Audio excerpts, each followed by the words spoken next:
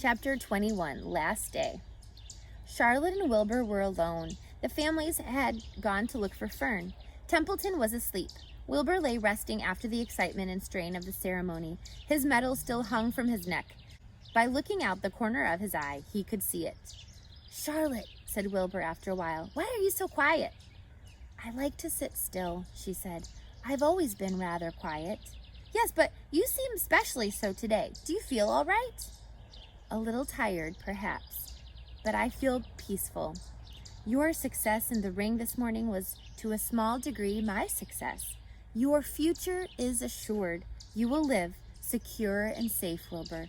Nothing can harm you now. These autumn days will shorten and grow cold. The leaves will shake loose from the trees and fall. Christmas will come and the snows of winter. You will live to enjoy the beauty of the frozen world. You mean a great deal to Zuckerman, and he will not harm you ever. Winter will pass. The days will lengthen.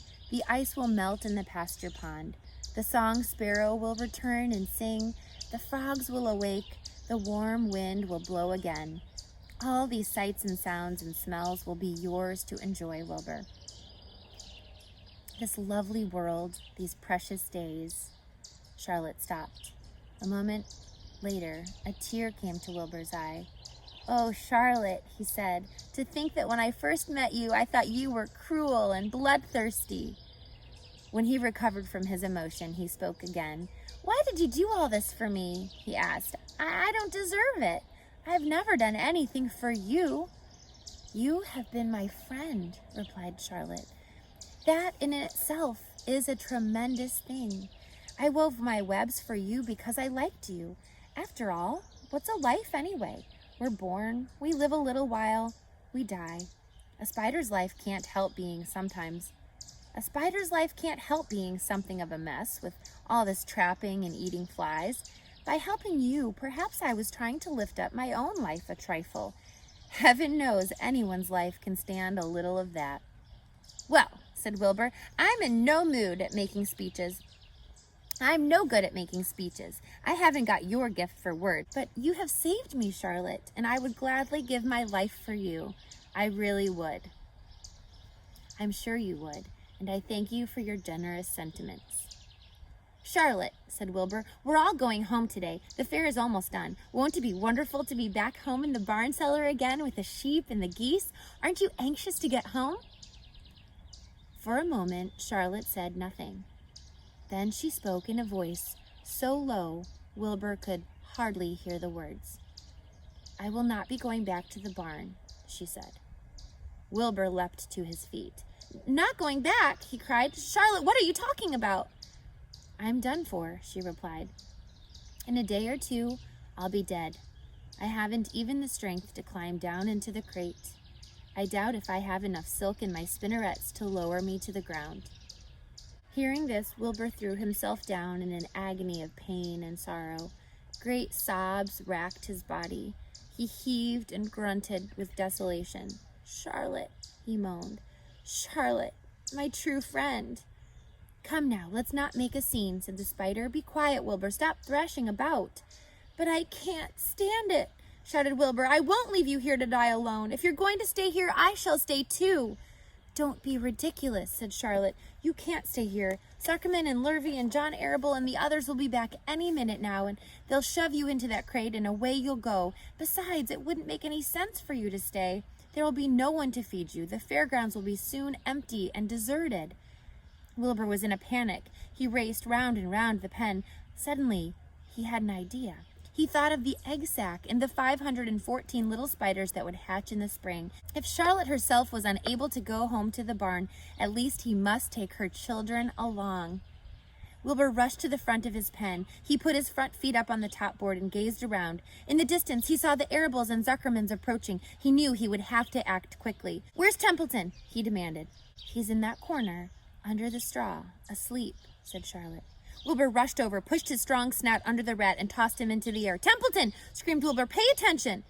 The rat, surprised out of a sudden sleep, looked first dazed, then disgusted. "What kind of monkey shine is this?" he growled. "Can't a rat catch a wink of sleep without being rudely popped into the air?" "Listen to me," cried Wilbur. "Charlotte is very ill. She has only a short time to live. She cannot accompany us home because of her condition.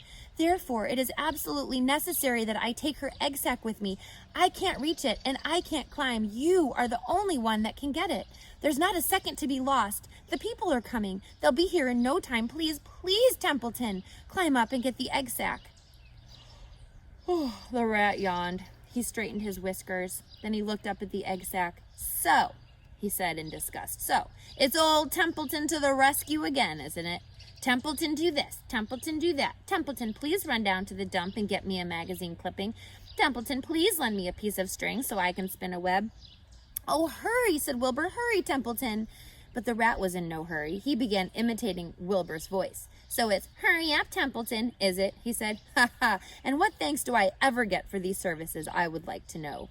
Never a kind word for old Templeton, only abuse and wisecracks and side remarks. Never a kind word for a rat." "Templeton," said Wilbur in desperation, "if you don't stop talking and get busy, all will be lost, and I will die of a broken heart. Please climb up." Templeton lay back in the straw.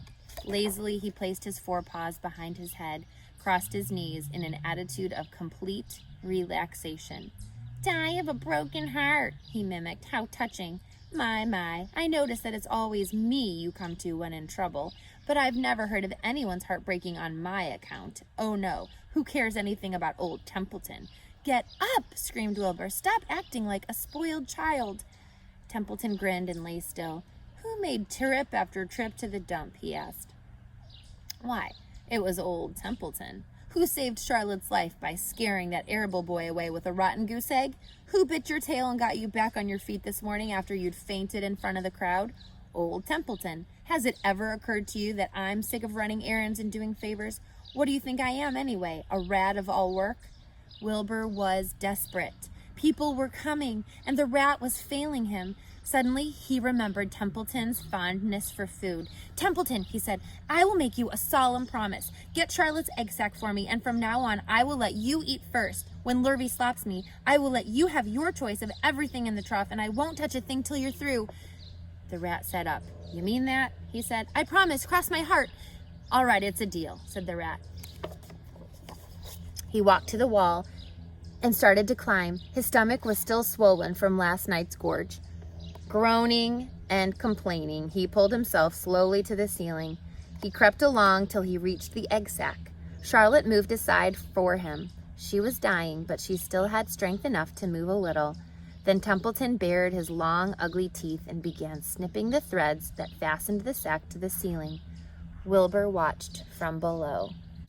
"Use extreme care," he said. "I don't want a single one of those eggs harmed." "This sticks in my mouth," complained the rat. "It's worth a common candy." But Templeton worked away at the job and managed to cut the sack adrift and carry it to the ground, where he dropped it in front of Wilbur. Wilbur heaved a great sigh of relief. "Thank you, Templeton. I will never forget this as long as I live." "Neither will I," said the rat, picking his teeth. "I feel as though I've eaten a spool of thread. Well, home we go." Templeton crept into the crate and buried himself in the straw. He got out of sight just in time. Lurvy and John Arable and Mr. Zuckerman came along at that moment, followed by Mrs. Arable and Mrs. Zuckerman and Avery and Fern. Wilbur had already decided how he would carry the egg sac. There was only one way possible.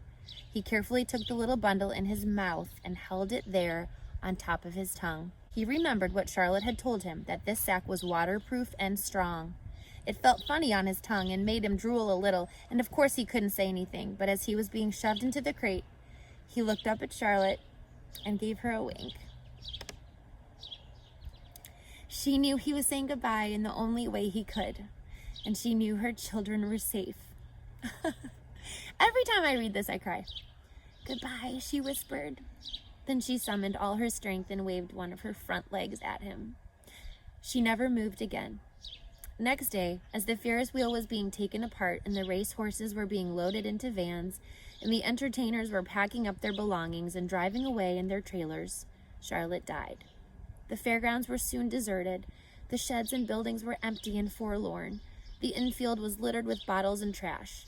Nobody of the hundreds of people that had visited the fair knew that a gray spider had played the most important part of all.